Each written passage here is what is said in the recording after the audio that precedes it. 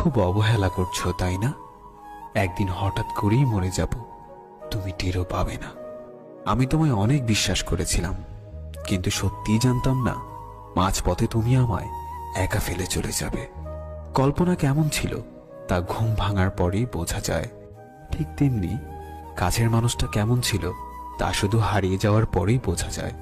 কিন্তু সমস্যাটা হলো, তখন বুঝেও আর কোনো লাভ হয় না।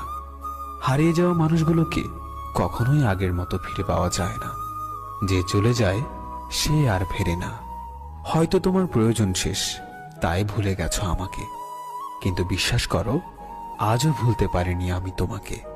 তুমি খবর দিও আমায় যদি কান্না আসে তোমার অন্য কারো অবহেলায়। সত্যিই আমি ভালো নেই, ভালো থাকার অভিনয় করছি মাত্র।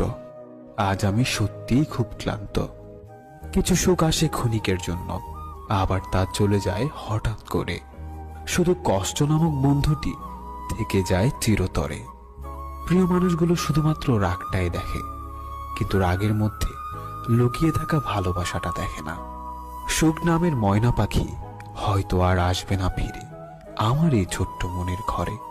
দুঃখ নামের নিষ্ঠুর পাখি আমার থাকবে সারা জনম ধরে।